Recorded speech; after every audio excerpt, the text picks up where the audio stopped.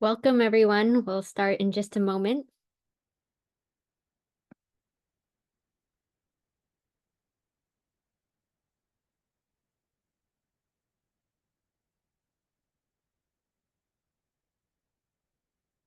All right, welcome. Thanks so much for being with us today.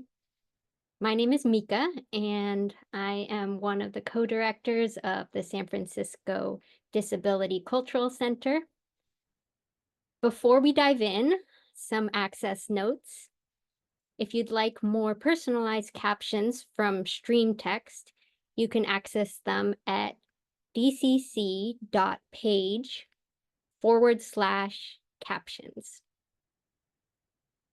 Today's program is a Zoom meeting, so you are invited to turn on your video to be present in the virtual cultural center, or you can leave your video off if that is not accessible for you today. We will be using the chat for this event, as we know some people require it to participate, and we also acknowledge that this may pose a hurdle for others. So if you need to turn off the screen reader alerts, you can go to Video Settings, select Accessibility, and then unclick the box for Public in Meeting Chat has been received. Our host will be reading key points in the chat throughout the program to bring that conversation in if it's unavailable to you. For tech support, you can message Emily through the chat, or you can email access@disabilityculturalcenter.org. And if you'd like to participate in today's discussion, you can use the raise hand function and share verbally or with ASL. But if that's not possible, feel free to come off mute and share when our host invites contributions. Today's program is presented to you by the San Francisco Disability Cultural Center, a collaboration led by Elsie and Lily Cox, Haven of Hope, with support from the Paul K. Longmore Institute on Disability at San Francisco State University. All made possible thanks to financial support from the City of San Francisco's Human Services Agency's Department of Disability and Aging Services. And today, we're really grateful to be collaborating with CASE, the Community Alliance for Special Education, and it's now my pleasure to introduce Alita Fisher and Karma Quick-Panwala, co-directors of CASE, who bring personal experience in this process, Karma as a former disabled student, and Alita as a parent of a disabled child. They've been exploring what it means to bring disability justice into their work, which feels like a really exciting time to partner and host a program that isn't just about the logistics of navigating the school system, but centers what this is all about, the disabled children and youth. So with that, I will turn it over to Alita and Karma for this program. Thank you so much, Mika, and thank you so much to the San Francisco Disability Cultural Center for allowing us to join you today. We're honored to be here with you and to be providing more information about the IEP process and collaboration. My name is Alita Fisher. Most people who know me call me Lee. And as Mika said, I'm the executive director of CASE and the parent of many children with disabilities.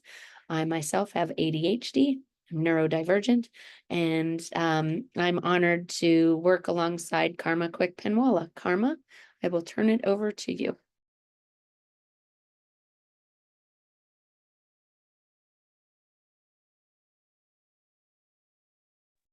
Thank you, Lee. I'm Karma Quick Panwala, the Director of Advocacy at CASE. And as Mika said, I'm a person with a disability, and I had an IEP from kindergarten through graduating high school.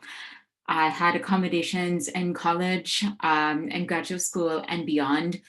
And I'm using accommodations as I do my work. I'm using captions here today. So you'll see me looking off screen at another device where I have the stream text going for my own accessibility here.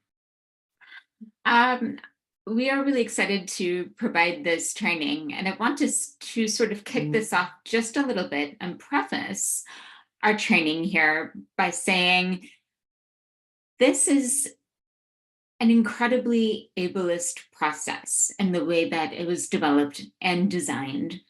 And it really didn't take the perspective of people with disabilities into account as much. But we're trying to change that.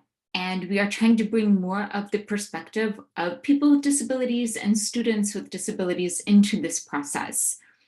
Now, a lot of people might be more familiar with the Americans with Disabilities Act, where disabled people have the right to go into a public entity or to an employer, a doctor's office, a hospital, a restaurant, a movie theater, and ask for accommodations simply by stating, I'm a person with a disability and I need this accommodation. The IDEA, to me, is a hybrid of disability rights and the ADA and contract law. There's a lot of negotiation that goes into this process. And it's a little bit ableist in the sense that we have to identify how the students' disabilities impact their every part of their lives. Going to school involves so many skills and abilities that in order to make sure students are able to access and learn academic content, we have to analyze their learning process and all of the different mental and cognitive skills that go into that process. We also have to assess and identify their social emotional skills and abilities, because navigating a room full of peers and adults is part of going to school. Making friends is part of going to school. And being able to navigate a particular landscape and environment is also part of going to school. And as people with disabilities, many of us know that when one part of our lives is inaccessible to us, it creates stress and anxiety. And other parts of our lives that are not necessarily related to the one part in which we've been denied access. So I hold that mindset and that framing as I approach the work of special education, because if one part of a student's education is not accessible for them, it's going to impact the rest of their day, and it aggregates, accumulates, and all of a sudden, anxiety and depression and other disabilities can come out of that. So holding that framework in mind as we approach special education advocacy is something I ask you to keep in mind too. And it's why sometimes we have a very ableist seeming process that really gets into the nitty gritty of a student's disability, actually, in the long run, helps make their lives more enjoyable, more accessible, and sets them up for success as adults with disabilities down the road. Lee, I'm going to turn this back over to you and let you get on the road with the slideshow. Karma, I really appreciate that framing. Thank you so much for sharing that. There is so much work that we have to do. And frankly, everything you just said is why we both are in the field we're in. So thank you. I'm going to start sharing our presentation here. So thank you all for your patience with me as we move forward and navigate. So today we are all here to discuss the IEP process. And we have already introduced ourselves. Our goal is to share with you information about parents' rights, families' rights, students' rights throughout the IEP process, procedural safeguards, understanding the IEP process, thinking the way the professionals who do it all the time, the way that they think through the process, um, keeping this individualized and student-centered. We'll talk about doing that today and give you some best practices for starting the school year off right. And then hopefully we can zoom through all of that, Zoom pun intended, in time to have some Q&A at the end. So having said that, today we're going to be talking about students and parents' rights in the IEP process, how to be collaborative, strategies for a successful school year. We are not going to talk about specific students or specific schools. This is being recorded. We want to make sure that everyone's private information stays private and confidential. And you can schedule a free consultation with Case if you have some very specific questions you would like to ask. We offer those to anyone who asks. And keep in mind, this IEP process, it's not a quick fix. We don't have any magic wand. As we tell all of our families, this is a marathon, not a sprint. So, we're happy to help provide information to support you along the way, but one IEP meeting does not fix everything. We are also lay advocates. We're not therapists. This isn't legal advice. We're not attorneys. We're not social workers, but we can refer you to those resources if you need them. So moving right along, we'll do most of the talking here until we get to the Q&A. But please, if you have any questions, as was said earlier, in whatever mode is most accessible for you, the whole point is for us to help make sure that this is understandable for you. And so the one thing that we do ask, not just for this presentation, but throughout the entire IEP process, is assume positive intentions. It's very difficult to be an educator or a para or anyone who works in a school these days. And for anyone who's working in special education, the workload is even harder. There's more to do. And so we walk into every space assuming best intentions and assuming that the people who are there because they love students, they love our students, and they want successful outcomes. And everyone has something valuable that they bring to the table, and everything needs to be collaborative and judgment free. So those are the norms that we are going to use moving forward today, and we hope those norms are helpful to you in all future meetings as well. If there are clarifications that you need, unfamiliar terminology, acronyms, we will do our best to explain throughout the process, but if we miss anything, please let us know. Just a little bit of background on CASE, the Community Alliance for Special Education.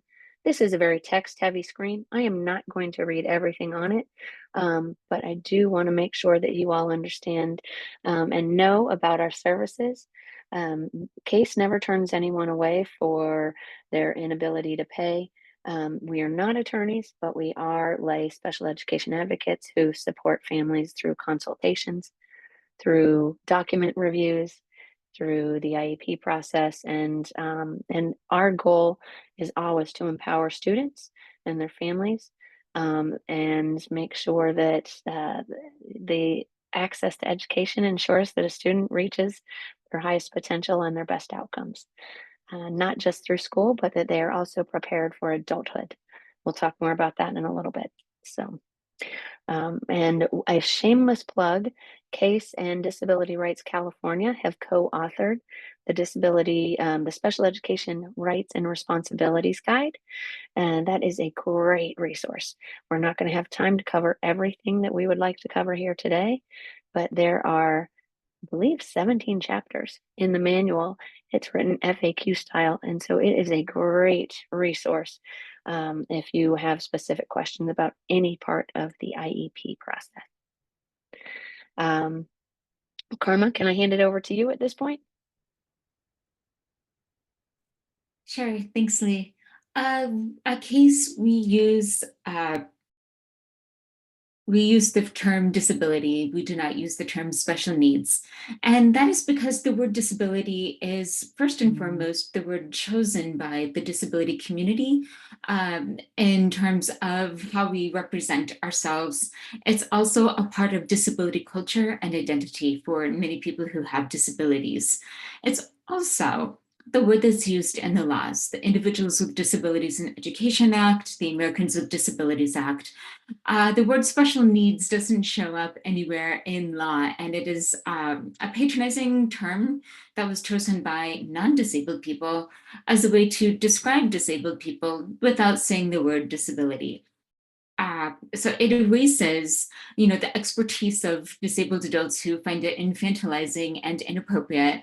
I do not consider myself to be a person with special needs, and I've never considered myself to be a person with special needs, even when I was a very, very young child, a student. So I was always hard of hearing, and now I call myself lowercase d deaf. But ultimately, I use the term disabled. And the phrase special needs does not cover the entirety of people with disabilities because not all disabled students are in special education classrooms or receive special education services. But all students with disabilities have accommodations as they need and as are appropriate, whether those might be in a Section 504 plan or an IEP. One of my favorite quotes from Rebecca Coakley, who is a thought leader in the disability community, is special needs gives the impression that the rights of people with disabilities are quote unquote special or extra. We have the same rights as everyone else. We have the right to eat, sleep, go to school, access society, ride public transportation. It's just how we access those rights may differ. But disability rights are fundamentally the same civil rights as all people. When you imply that the act of accessing our rights is special, it gives the public a pass to treat us as though our rights are special privilege, and then we get harassed for it. And that's absolutely true. I can certainly speak to personal experiences with that. Just simply trying to get access so I can understand or participate in conversation leads to people wondering why I get some sort of special treatment rather than treating disability or recognizing disability and also recognizing that disability is a normal part of the human condition. So there's a link there, and I'm going to see if Emily or someone who isn't speaking can drop that into the chat. Moving along.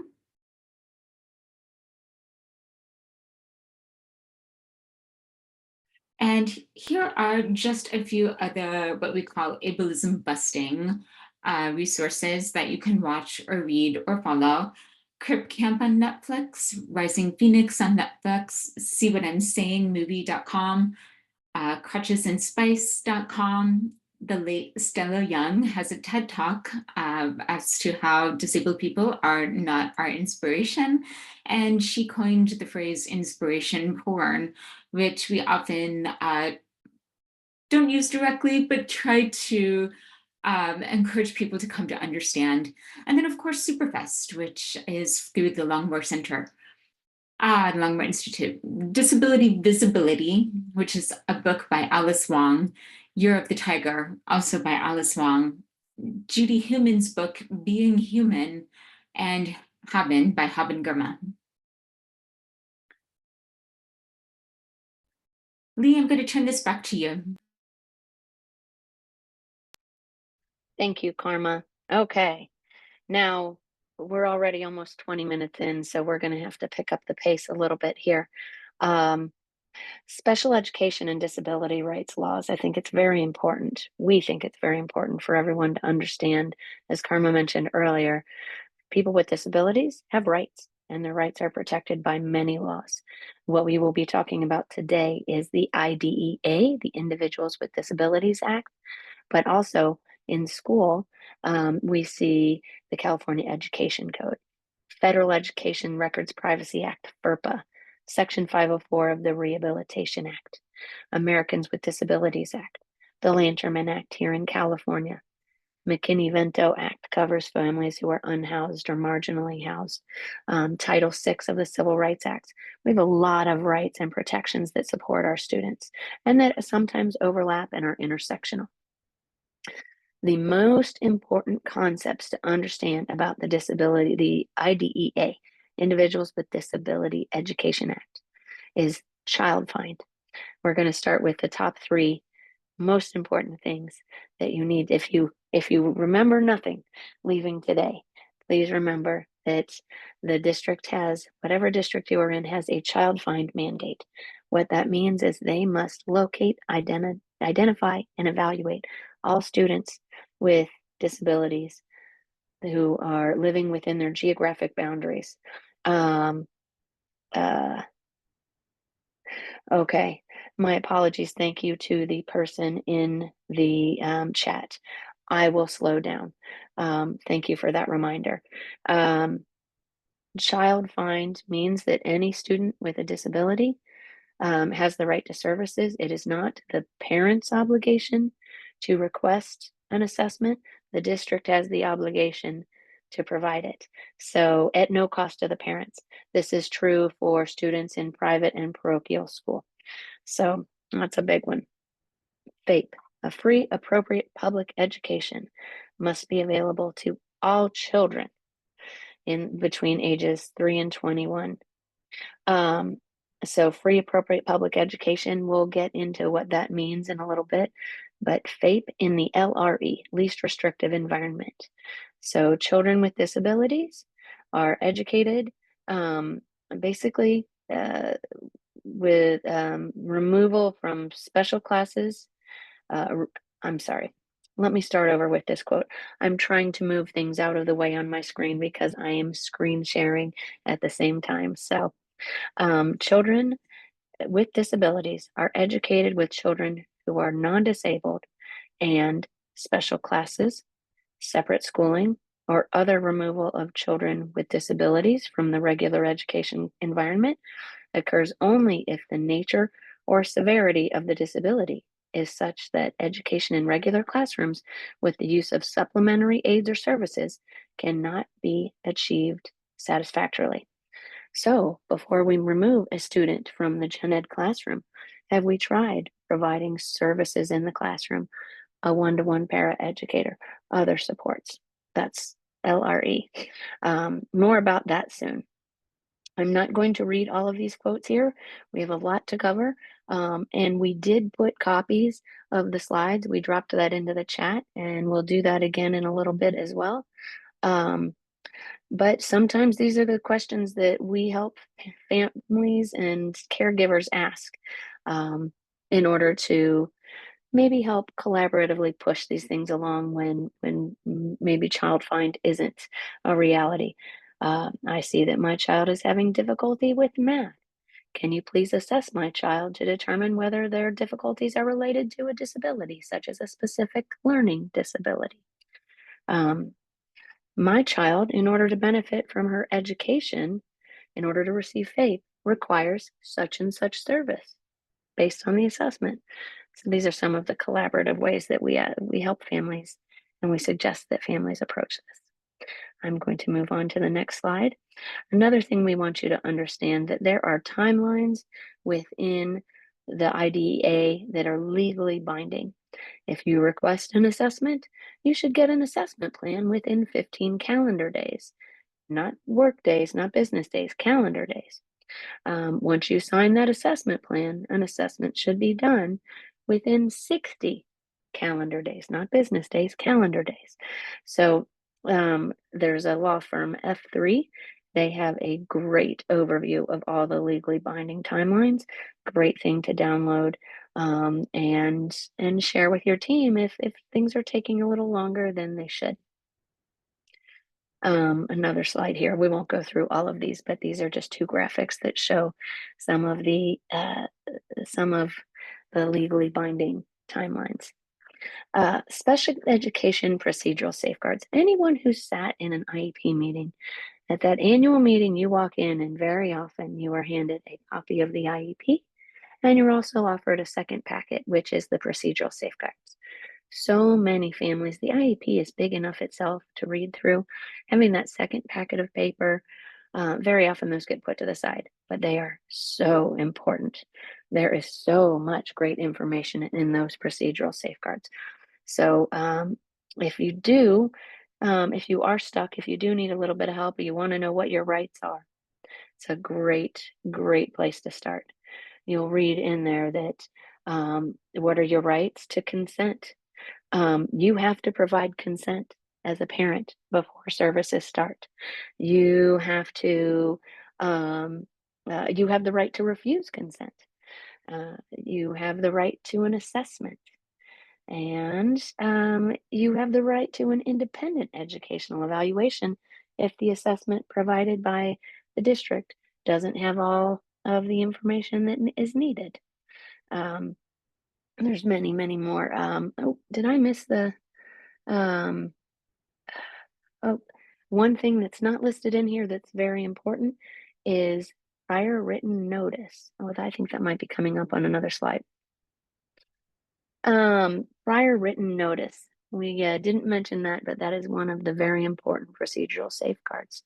Anytime the district proposes a change, refuses a change, refuses to add something that a family asks, they should provide a prior written notice, which is also called a PWN. Anytime a decision is made or not made, it should be documented in writing, and that is a very powerful thing to have everything in writing. It helps to make sure that you understand. So we'll talk a little bit more about that later. And so here are some of the other questions on this slide that we ask very often, or the way we frame it. You have the right to meaningfully participate as a parent. So that's how we frame things a lot. Hey, wait a minute. In order to meaningfully participate in this process, I'm not going to be able to sit in that IEP meeting and read that IEP for the first time. I have to read it ahead of time. So in order for me to meaningfully participate, please send me a copy of the assessment reports, the IEP itself, 3 days in advance, or whatever else you need. If there's something that you are going to need in order to meaningfully participate, make it known up front. Let's see. We talked about PWN. Okay, Karma, go ahead.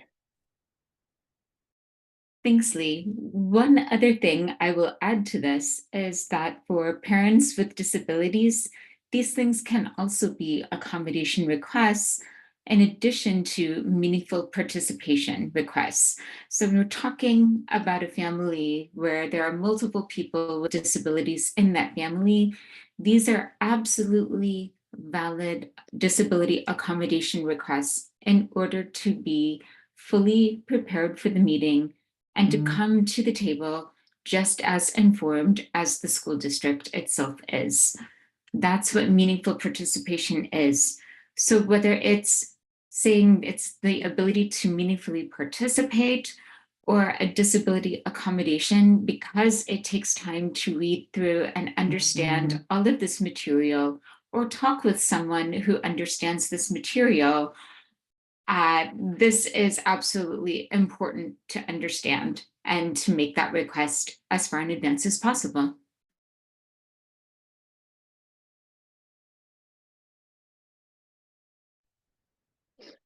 Thank you so much, Karma. All right, now we will talk through the IEP process. So um, the way that we have this presentation set up, we think it is very important. In order to be a collaborative partner, you have to know your rights. You have to understand the process and the way everyone else is looking at the process.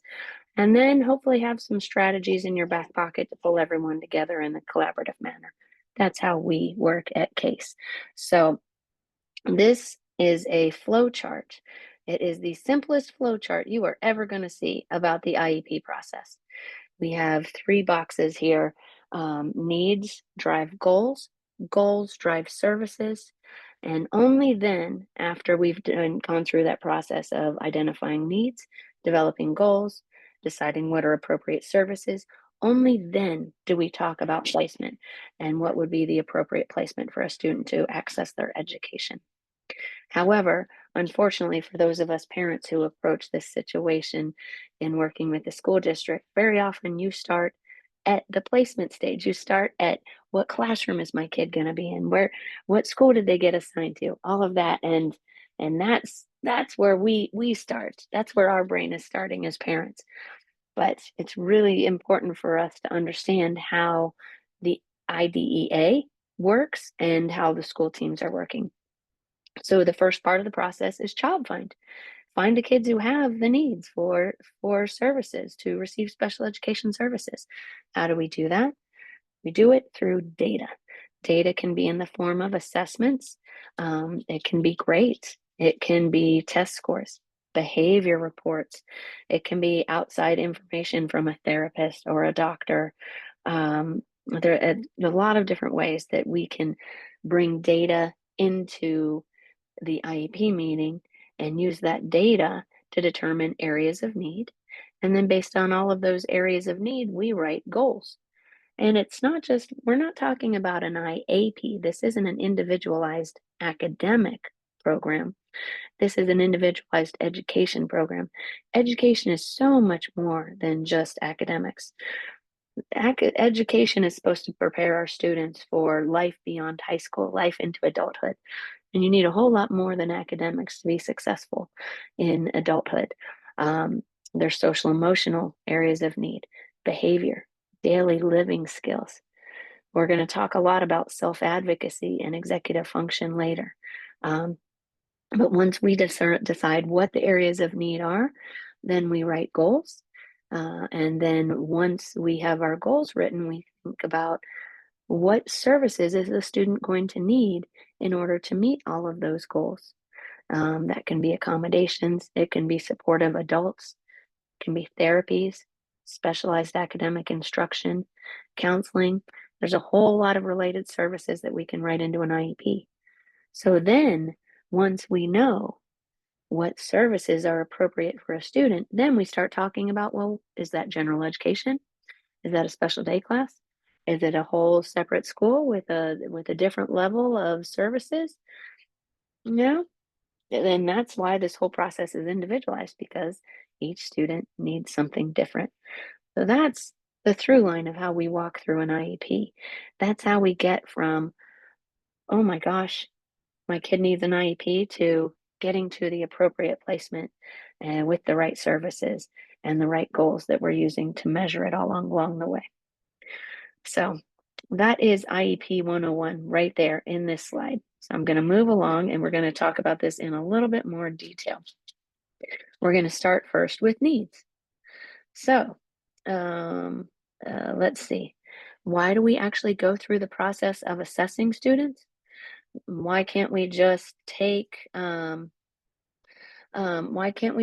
information, that either from a teacher that says, oh my gosh, this kid is fidgety, they probably have ADHD. And that very well could be.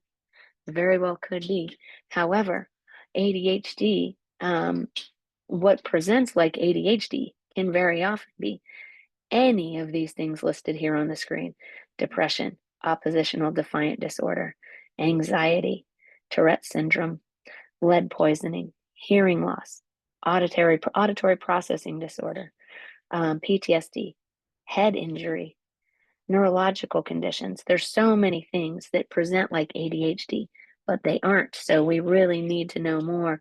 If you put an accommodation in thinking that a student has ADHD, that accommodation might not be successful if what the student actually has is a learning disability. So anyway, it's important to know. So we talked a little bit about the assessment timelines. That's what's on this slide. So I'm going to skip past this. Another thing that where we see some families get stuck is they'll say things like, hey, my kid has a medical diagnosis of autism, so shouldn't they get an IEP at school? Or, hey, my kid has this medical diagnosis of something, that should qualify them for an IEP. Sometimes yes, but not always. In fact, when we talk about IEPs, we are talking about educational benefit. There's a difference between a medical condition or a medical diagnosis, and what that means for alertness and vitality and participation throughout society. But if it doesn't impact educational benefit, then it might not qualify a student for an IEP. A perfect example that we see a lot is diabetes. That is definitely a medical condition where nursing support is critically important, and students definitely need health plans at school. That health plan might not necessarily be part of an IEP, though. It might be part of a 504 plan or something else, depending on whether the student's diabetes is preventing them from accessing their education. So it can get a little bit nuanced. And next slide is where we talk about the different eligibility categories. So there are 13 different ways that a student can access an IEP. Some of these categories, they're all defined in the ed code.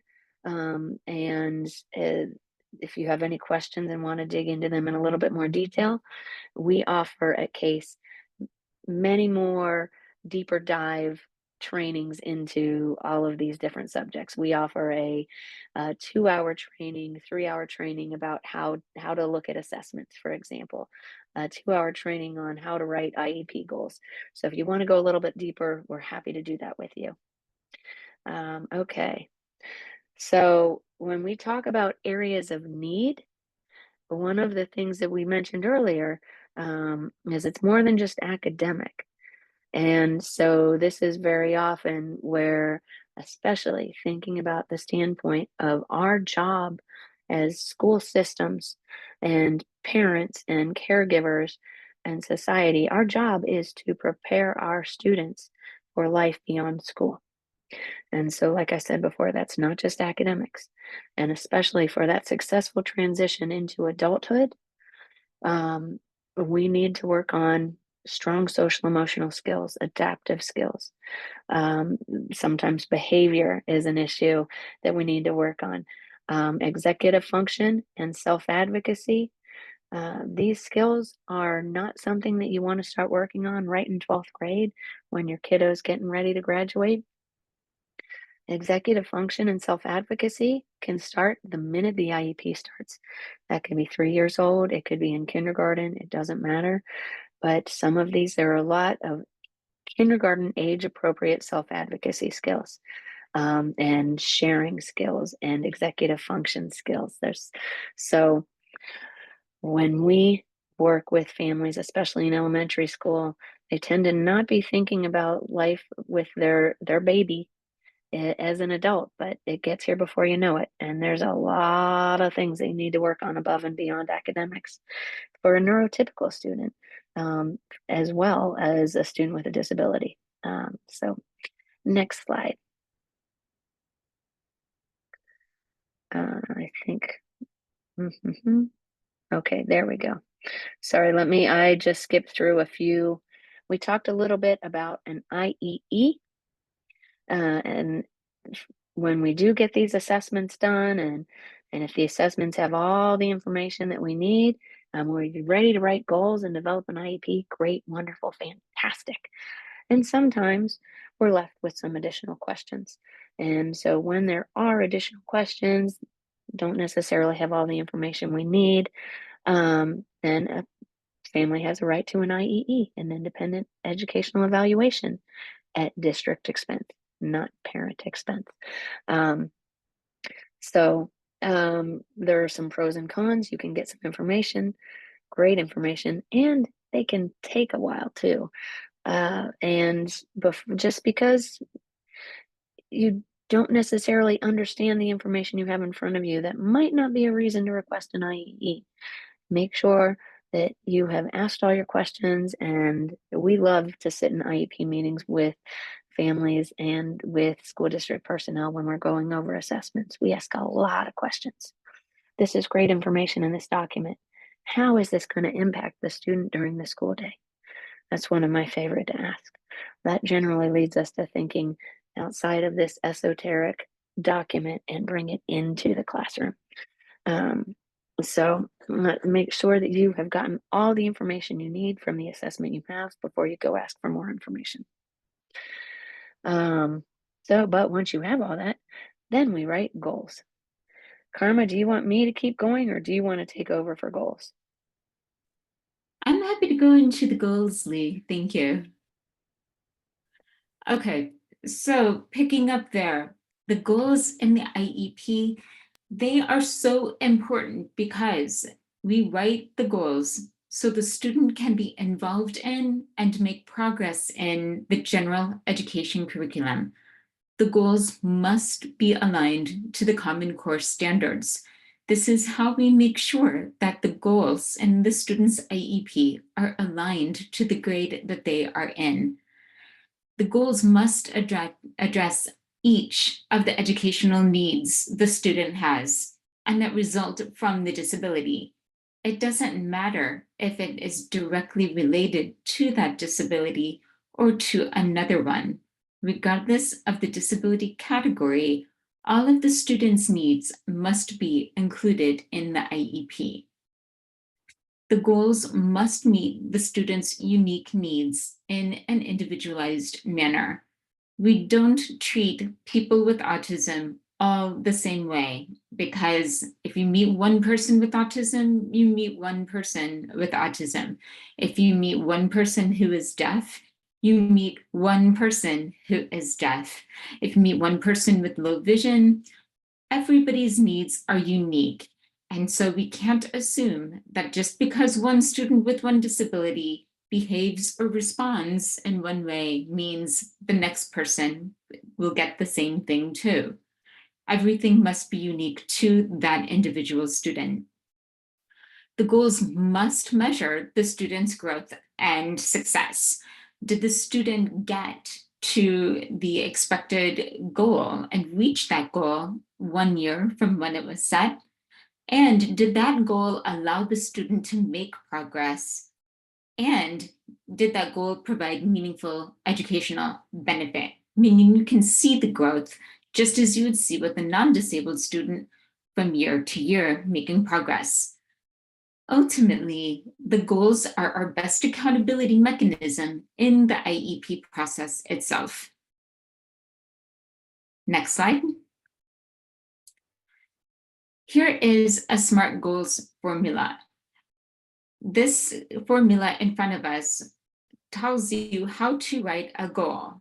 There are 6 boxes here, 3 on the top, 3 on the bottom. The first box says by time frame, and you write when the child will master the goal by.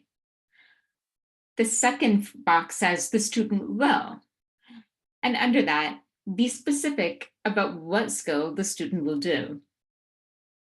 The third box is in what setting or context.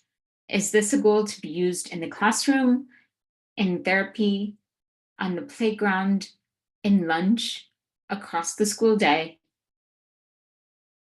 On the bottom, the measured by. How are we going to record and measure this process or the progress? Is there a teacher report, data collection, work done on assignments? The second box is with how much accuracy. So how accurate must the student be in the skill in order to reach the goal at the end? 90%, 4 out of 5 trials, 3 on 4 observed opportunities. And finally, the last box says, with what supports? Can the child have any supports and still be considered to have met the goal?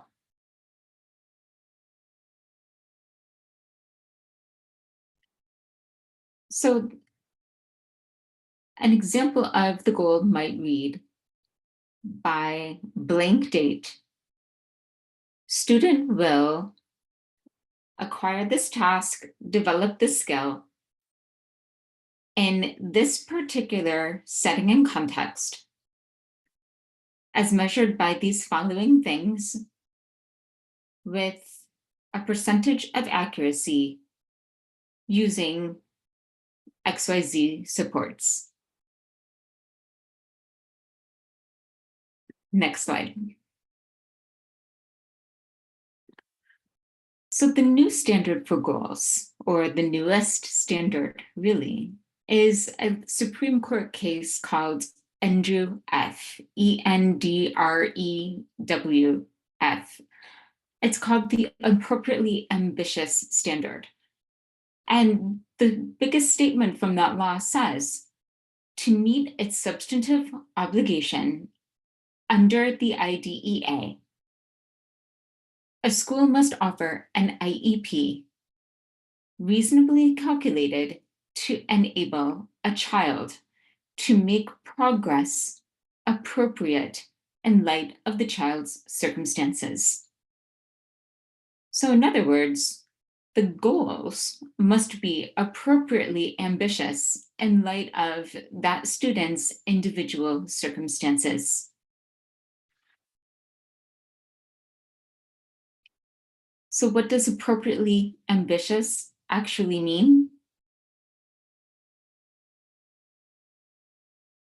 If a child is not making expected progress toward his or her annual goals, the IEP team must revise, as appropriate, the IEP to address the lack of progress. And from NUF, the IEP must be appropriately ambitious in light of the child's circumstances, just as advancement from grade to grade is appropriately ambitious for most children in the regular classroom. And from the United States Department of Education's grade level standards guidance, in a situation where a child is performing significantly below the level of the grade in which the child is enrolled, an IEP team should determine annual goals that are ambitious but achievable. The goals should be sufficiently ambitious to help close the gap between the student's current performance and the grade level in which they're enrolled.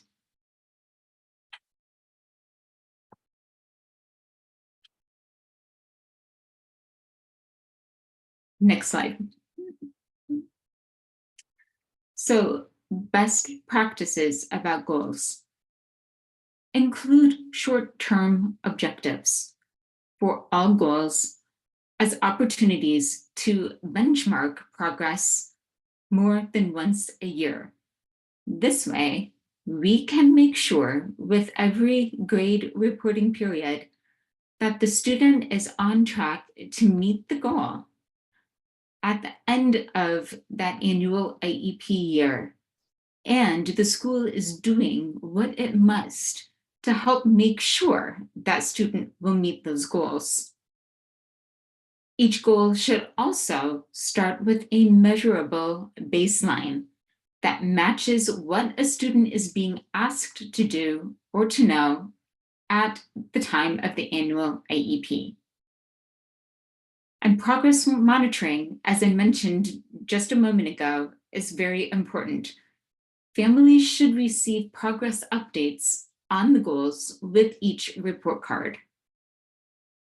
The goals should be easy to understand. Does the student or the family understand what is being measured in the goal? Is it easy to understand and read? And if not, the family can ask the goal be revised to reflect lay language or understand what is being contained in the goal. And finally, will next year's teachers, therapists, and other educational professionals be able to implement this goal? Will they know what we expect of the student and how to measure it? Next slide. I'm going to do this slide and then turn it back over to Lee. So when we're setting up our disabled students for success, the students don't magically meet these goals on their own. So what tools is the IEP team, which includes the parent, the guardian, the education rights holder, how are we giving them the skills to meet the goals? With social skills, training, and modeling, with access to a graphic organizer or pre-drawn model or scribing notes, maybe using a visual schedule, with access to a wellness center or preferred adult. Those are examples of things that can go into the goals to support the students in making progress on those goals and meeting them. And what level of prompting is required to meet the goal? Do we need to fade to independence? Absolutely, as much as possible. And what accommodations does a student need in order to achieve that goal? And can we write those accommodations into the goal as well? Lee, I'll let you take it on from here. Thanks so much, Karma. All right. So once we have appropriately ambitious goals written in all areas of need, we start talking about services. So what do accommodations look like in an IEP? They look like whatever the student needs them to look like. I love this picture about a student who has, there's wearing a t-shirt that says, I am the I in IEP. So the accommodation section of the IEP is actually one of the most teachable moments for our students. At CASE, we fully believe that students should be included in their IEP whenever it is appropriate for them, cognitively, age-wise. By middle school and high school, for many students, it's appropriate for them to be joining in their IEP and having a say in what's being talked about. This is all about them. For example, it shouldn't be just the adults talking about the students. They should have some autonomy.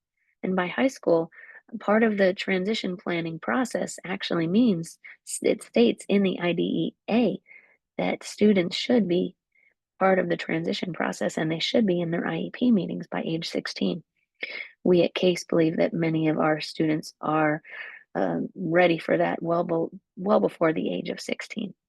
And so a great intro point to that is accommodations, because very often that is what the student will see uh, as whether or not that's a good fidelity check.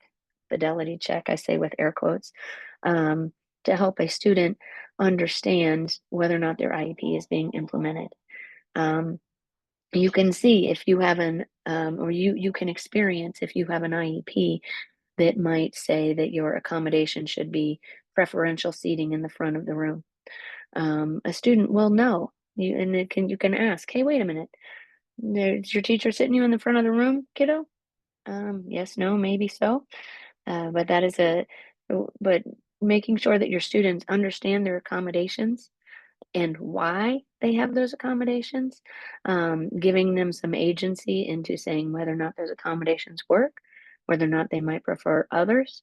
This can be a great intro, a great way to start, and it's and just that can lead to many great conversations about neurodivergence and disability, and as Karma mentioned earlier, all the ableism that they are experiencing and that we so often see in our educational institutions.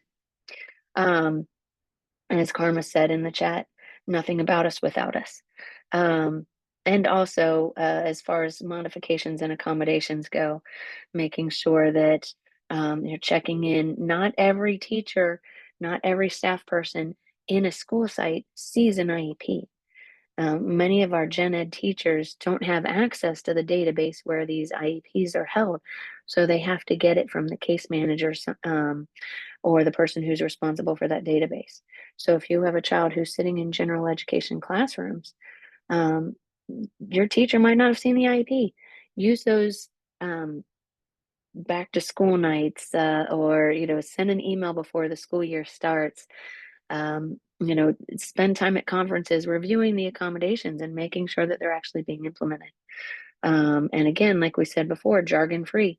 Everyone should understand what's meant by an accommodation.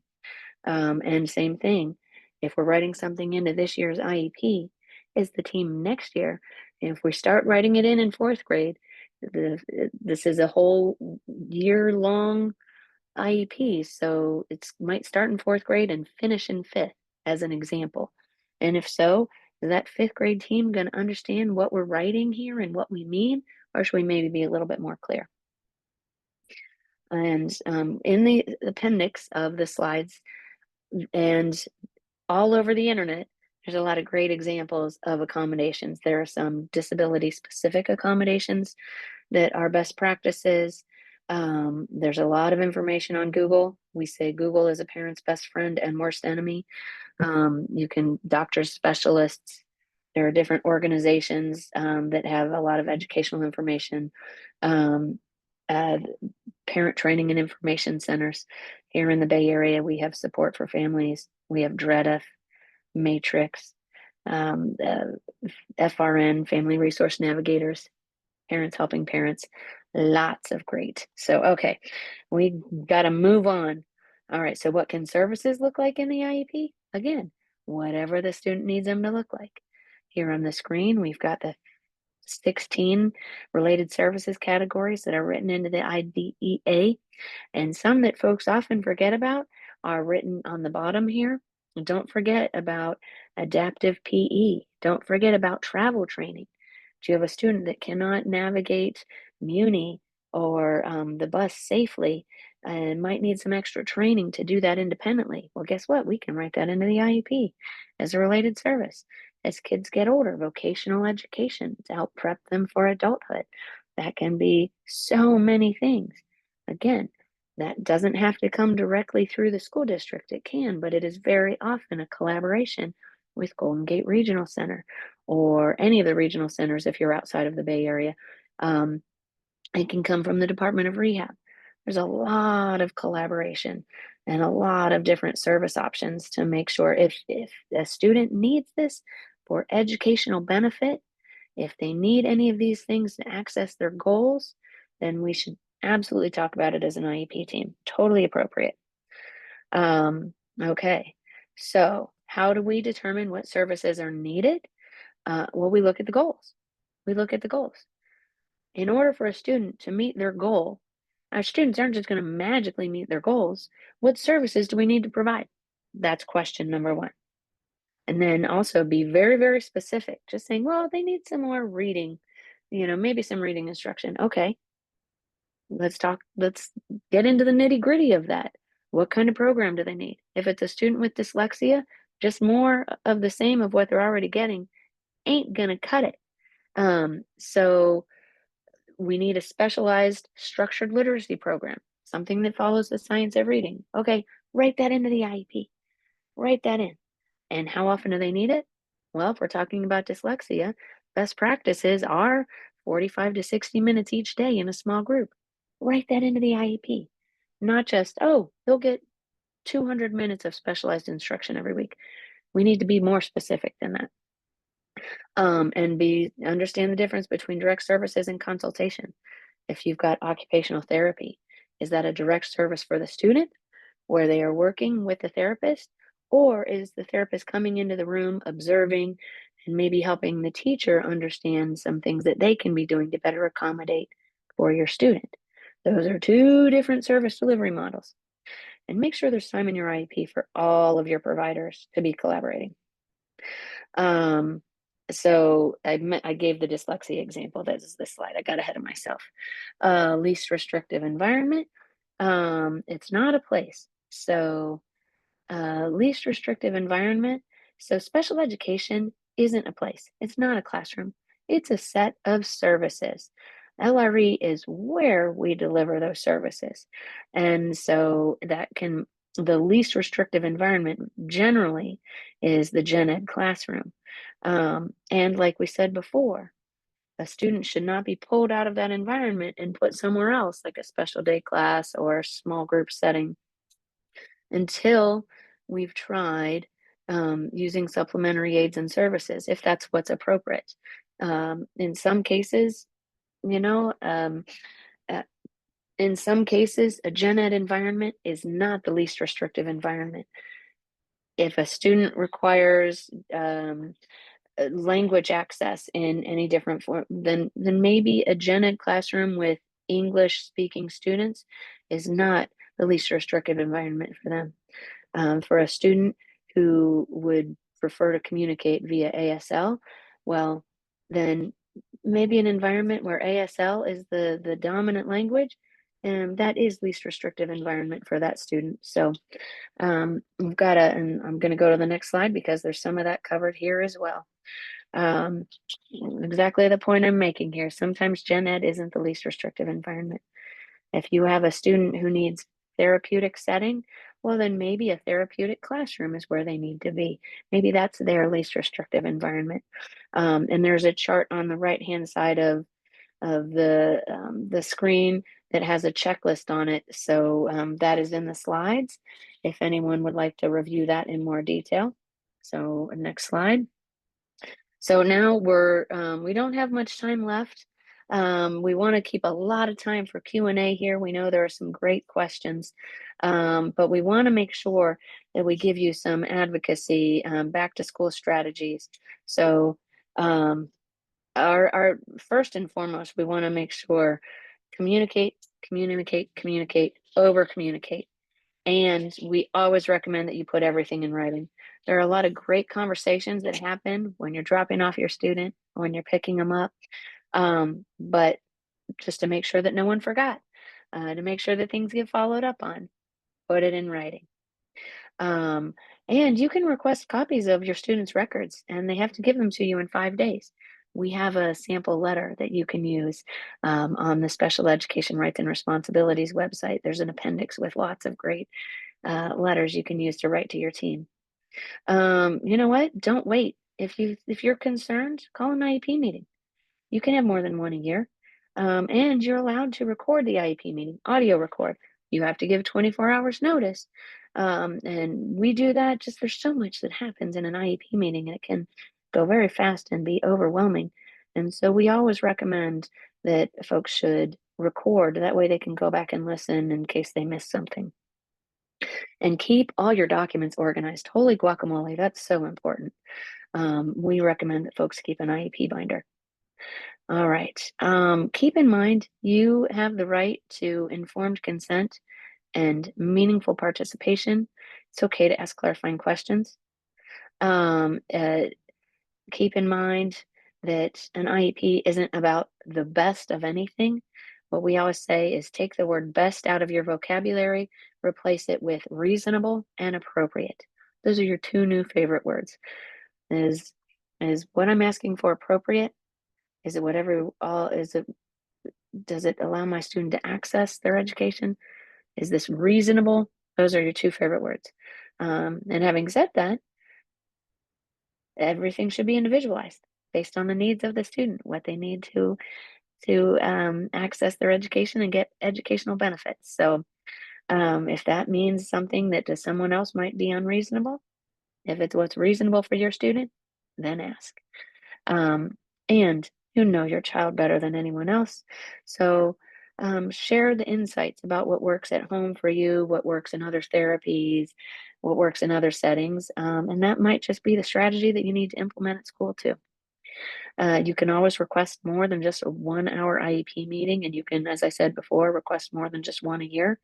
If you need to talk to the team, there's some things that need to be dealt with, call an IEP meeting. Understand the people and the process. Really helps to know who you're working with. Websites, most departments, special ed departments in the Bay Area have websites where they have org charts and contact lists. So understand who you're working with. And if the folks you're working with are getting things done, great, wonderful. If everyone's a little too overwhelmed, maybe someone doesn't have all the information they need, well, instead of jumping up to the superintendent, maybe you might want to use the org chart to figure out who would be that person's direct supervisor. We always recommend following the chain of command. There might be other resources, problem-solving resources in the district. In San Francisco Unified, we have a special education ombudsperson. They're a great resource. There's the alternative dispute resolution process. You can request a facilitator in your IEP meeting, a neutral third party. There's a lot of ways that you can get some additional support and more eyes on the issue, as it were. Assume best intentions. Like we said before, we always assume that anyone who's working with our children has the best intentions, the heart of gold, and is working in public education because they love kids and they want to do right by kids. And in fact, the majority of people that I know in special education right now, because special education is such a hard field to work in, most people do have a personal connection. So many of the case managers we're working with, they themselves were the kid with the IEP, who the reason they're doing this is they didn't want those kids that are in those classrooms now to have the same experience that they had when they were going through school. They want to come in and do better. They want to do right. So we always assume the best intentions. Um, and learning the ed code, you don't have to memorize the ed code. You don't have to memorize policies, but understanding where you can go to get more information is super helpful. And particularly, there's some cases, this is where the special education rights and responsibilities manual is so helpful. If you can even just cite that ed code, and you'll see in some of our letters in the appendix, they cite the ed code, because when you can cite that ed code and you can show that you know your rights, tends to get you taken a little more seriously. So we use we're not going to quote it. We're not attorneys. We're not going to interpret the law, but we can show, hey, wait a minute. Look, I can read ed code along with everybody else. So I know that there's something in here about this. Let's all go refresh ourselves here. So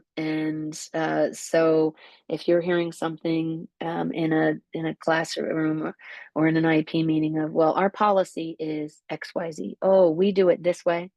That's all well and good. But if that is if that is against or opposite what you might read in the IDE or the ADA or Section 504, well, that local policy does not supersede federal or state law. So something else to keep in mind there too. All right. So we have some collaborative questions here. We always ask things in collaborative ways. We come at things from curiosity, collaboration, wanting to learn more, rather than judgment. That was wrong the way you did that. Well, wait a minute. That's not the way we're going to frame that in an IEP meeting. We're going to say, can you please help me understand why this was done that way last year? Because understanding why will very often help get us to the intent. And if the how wasn't where we needed it to be, we can adjust the how to get to where we want to be. And also one of the most important statements in any IEP meeting or in any conversation is, please send that to me in writing after we're done here. Make sure all of this is included in the notes. Please, please, please make sure that we're documenting all of this. This is a chart here on this slide with some of the things that we hear and how we try and reframe it, or how we push back in some cases. We don't do that here. It's something that we hear a lot. Well, we don't have the resources for that. We can't do that here. And we push back and we remind folks of how we are individualizing the whole. And so there's more here. So I would encourage everyone to access the slides. And keep in mind, you also have the right to informed consent. You can sign an IEP with exceptions.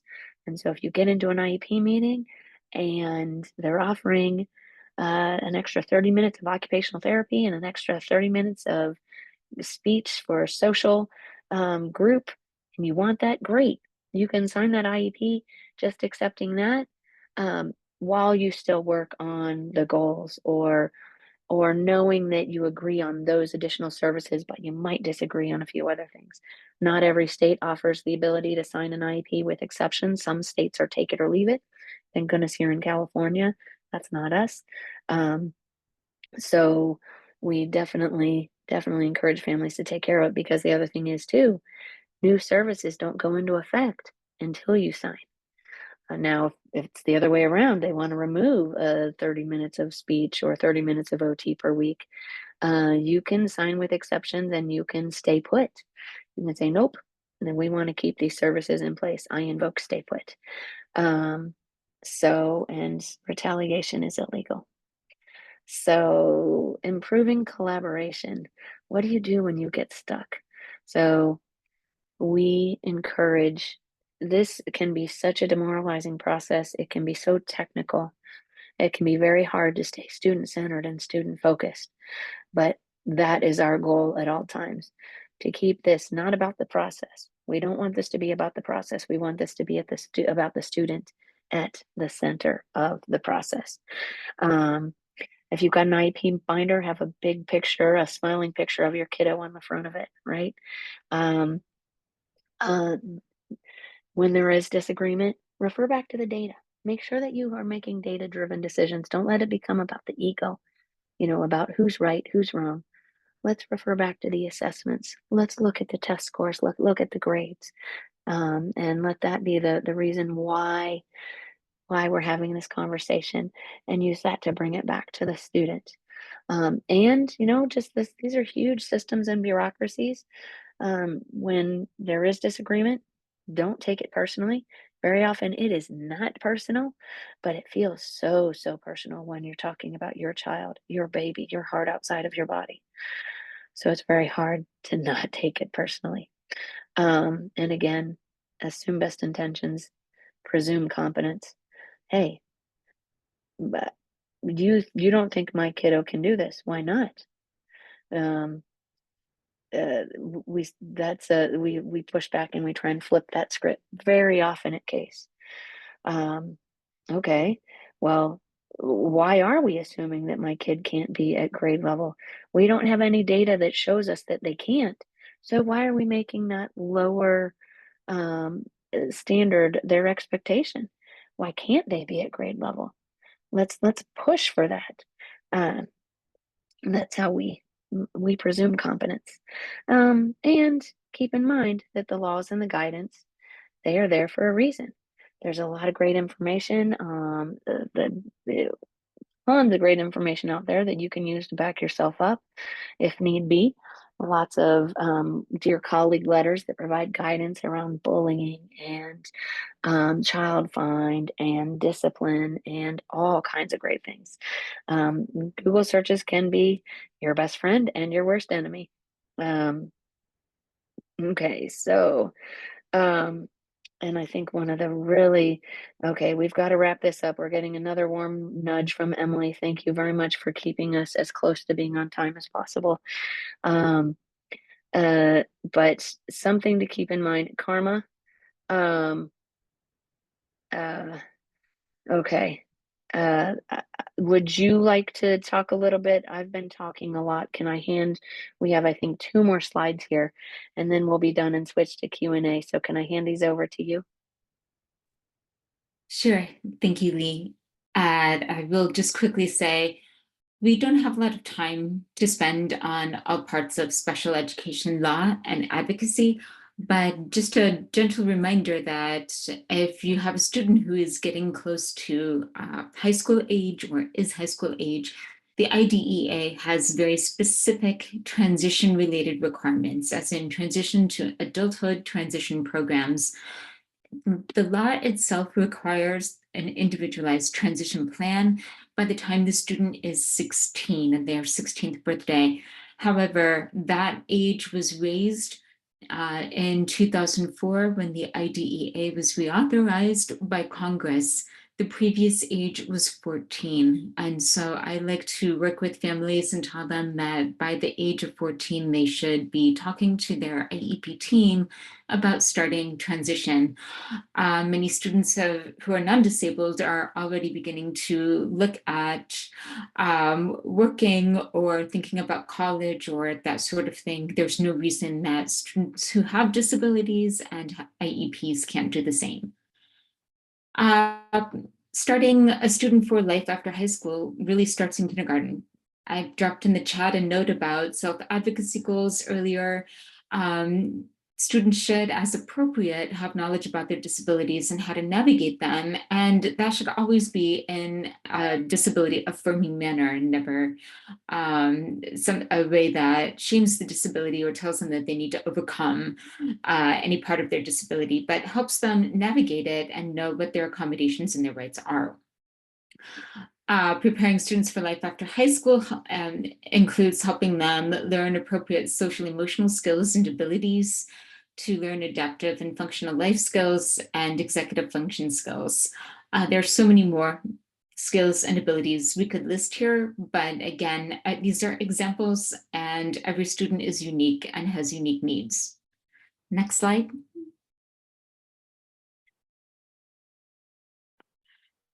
And also, those self-advocacy skills are critical to success in adulthood. As of now, the latest information from the National Center for Education Statistics tells us that only 1/3 of college students, really 37%, actually inform their college of their disability and request accommodations or services of the college. So a big part of college-bound students' IEPs should be getting them connected with the Department of Rehabilitation and developing the self-advocacy skills and understanding that they have the responsibility to request accommodations from the college, and also the high school counselor and the high school team should probably also help those students connect with the disability or vocational counselors at the college or university that the students will be attending. If those students know which school they're attending prior to graduation, that is absolutely appropriate for a high school counselor, guidance counselor, or the case manager of the AEP. Get them connected with disability services at the college or university they're attending in the fall. All right, next slide. I think that that covers the biggest chunk of our training. Just a few more information sessions we blew through pretty quickly there, but we'll leave it here and open it up for questions from the floor if anyone has any in these next 10 minutes. And all of those links are in the slides as well. They're live links in the PDF if it helps. Whew, thank you all that was a lot of information in a short amount of time. And so we really appreciate you being here with us.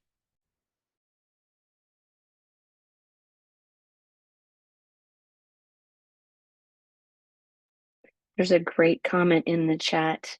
I didn't end up getting services in high school because one of my parents didn't want to sign the IEP.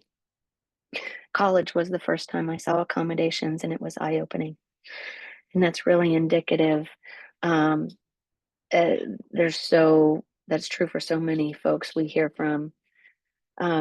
Some parents who they themselves had disabilities and might have had IEPs where they weren't provided appropriate services. The IEP was almost weaponized against them.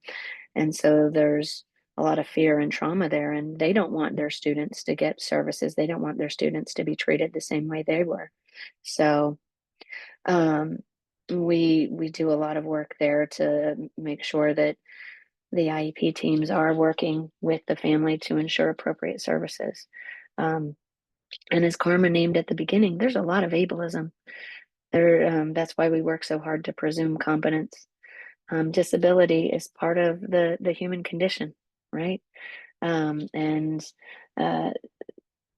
it's important to.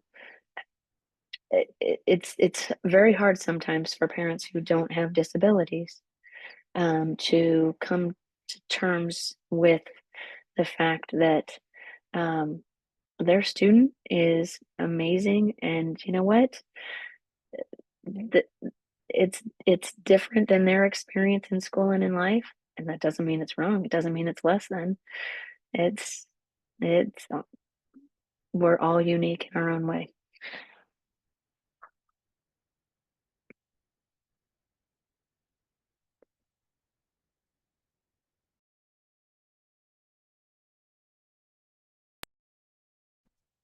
While we're waiting for anyone else who would like to ask questions or put something in the chat, I will say that one of my hopes and dreams in the next year or two as the Disability Cultural Center takes off is to create more spaces for youth, and to partner also with the independent living centers to create spaces for youth, whether it is Know Your Rights trainings, and peer mentoring, just finding solidarity in this process, because even for students with disabilities, it's an incredibly isolating process at times. And we also want to just make sure that we can create awareness of different resources available for students with disabilities as they navigate their education, and find other places to be. I also want folks to understand there's a really phenomenal program for high school juniors, seniors, and recent high school graduates called the Youth Leadership Forum. And if you want more information about that, because applications will be opening up soon for it, I believe you can go to, I'm going to drop the website in the chat.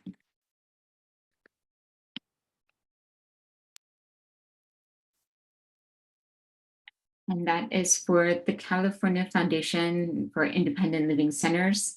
And they coordinate the independent living centers throughout the state of California. And they run the Youth Leadership Forum for students with disabilities.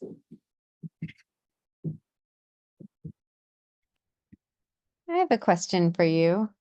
This is Emily. I'm wondering if you have any stories that you've seen or experienced, either from your own experiences or from your advocacy roles, of just like those little moments where it goes right, where the student walks out and they feel seen and they don't feel like a number and they don't feel like an impairment. Have you witnessed that? And can you share a little bit of that so we can also kind of visualize what that end goal is of like when this when it isn't just the bureaucracy, like what are those moments of joy and possibility?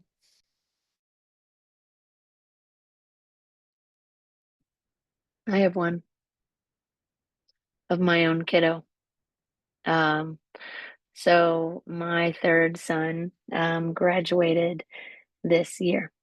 He just graduated from Mission High School in San Francisco, and he is always he was our alphabet soup kid. I use air quotes when I say that. A whole lot.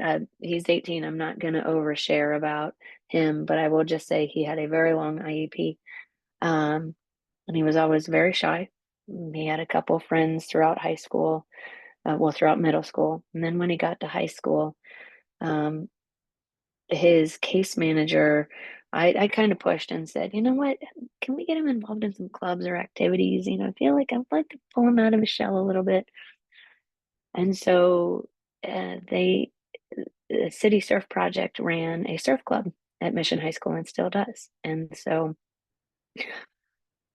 he tried it. He went, he tried it, and initially he was like, but he grew to love it. And he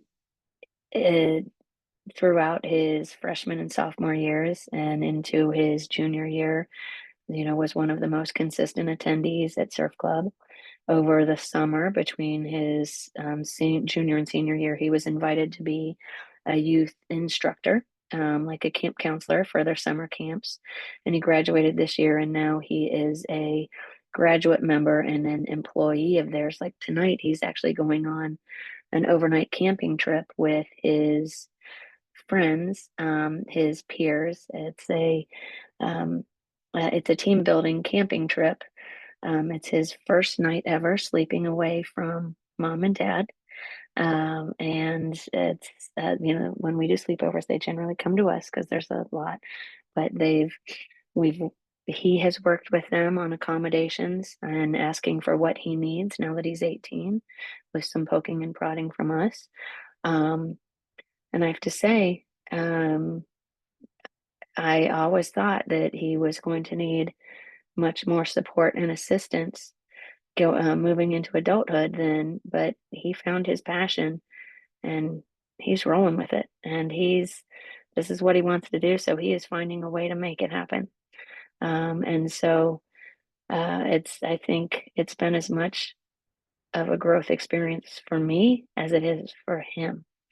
And so a couple of years ago, we were very terrified and very fearful of what adulthood might look like. And trust me, there's still some fear. but now there's also a lot of hope, and I can see where he's going and where he is blazing his own path. And I don't know if you can hear me getting emotional about it, um but yeah, he didn't fall off the cliff that I was worried about a couple years ago. In fact, he's soaring off of it on his surfboard.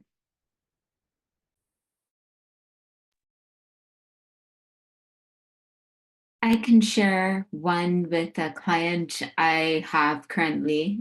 When I began working with the family, the student was in middle school and the student is now in high school. The student has multiple intersecting disabilities, autism, ADHD, central auditory processing disorder, and hearing loss. Just the first top of the list. And they are approaching grade level work and can do grade level work in a lot of areas and need a little bit of support in others. The student really struggled in the general education classroom, and between their ADHD, between their auditory processing disorder, and being hard of hearing, that student was really struggling communication wise. They were struggling socially, and they were starting to struggle academically as well. The parent and I were starting to notice over the year that I was trying to support the family and help them navigate that the less the student was able to understand in that particular setting, the less confident he was, and he was really struggling to understand and make friends and retain friendships. Because I'm not an attorney, I located another attorney, and that attorney was able to get the student into a non-public school. The student has actually moved school districts, and we've been able to keep the student in a non-public school setting where that student has done amazingly well. But most of all, the student's own confidence and their ability to self-advocate has grown by leaps and bounds. And that student actually feels very, very comfortable in that non-public school setting because they feel that they can navigate their friendships. The social aspect of going to school is not as difficult in that place. They have more confidence. They understand their disability a little bit more because they are surrounded by other students with similar disabilities. And all of the students have been working collectively on understanding their own disabilities, how to self-advocate, how to navigate this world as a disabled person, and are starting to gain more of an interest in disability rights and kind of coming back around and doing this for others. So I think once that student got just a little bit past that really awkward middle school phase and also got away from a really bad educational environment that was not supporting them, they really just came into their own and have become such a great self-advocate. And it's really been kind of neat to see that.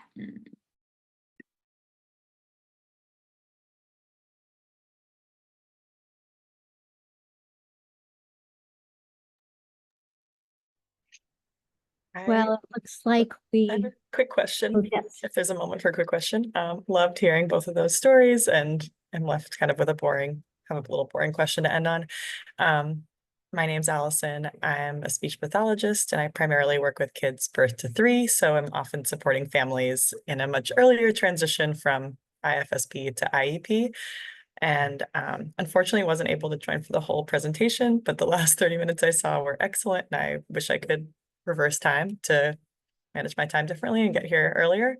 I download the slides, but is there a way, 2 questions. Is there a way will we receive the recording or is this type of webinar offered kind of intermittently throughout the year?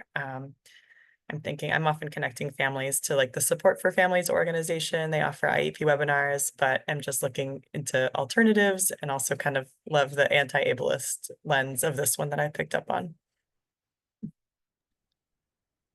Well, it's interesting that you should ask. We do a lot of training At Case, we also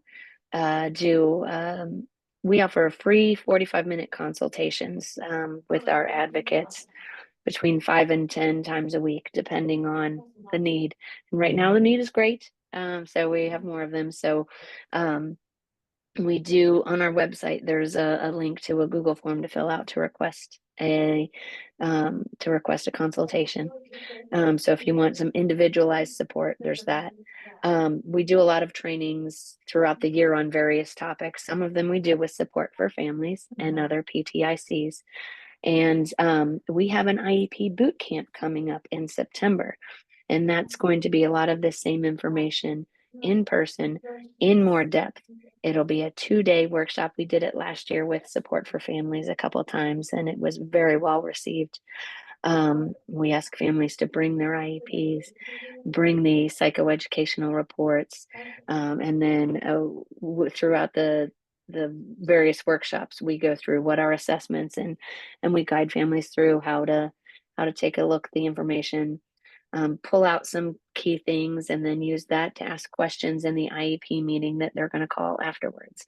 We go through the IEP through the goals, and we mark things up, and we check and make sure, do we have goals in all the areas of need? We take a look at the services.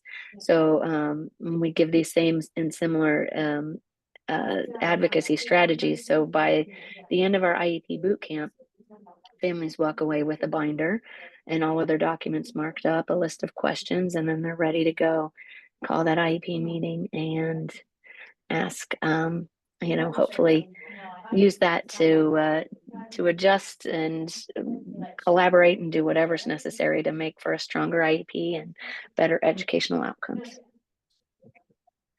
But we also do virtual trainings. That one's in person. We do a lot. And especially when we're dealing with families and that transition from part B to part C to part B, is a big one. And a lot of school districts right now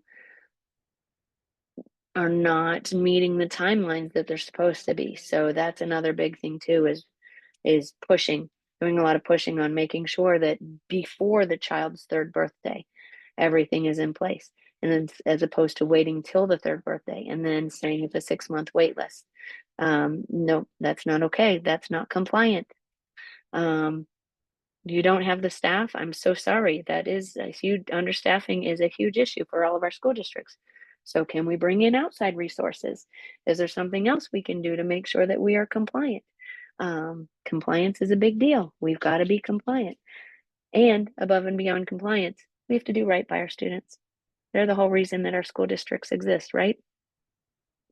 So keeping it student-centered is key. Did that answer your question? Thank you. I did. I had a feeling, I just kind of got wind of this webinar through my personal social media, but was like, oh, I need to learn more. I had a feeling it was just going to be tip of the iceberg in terms of resources, but Yes. going to do a little bit more exploring. But thanks for describing those supports. Anytime. And if there's other organizations that we should be partnering with to do trainings like this, at Case, we realize we would love to put ourselves out of jobs.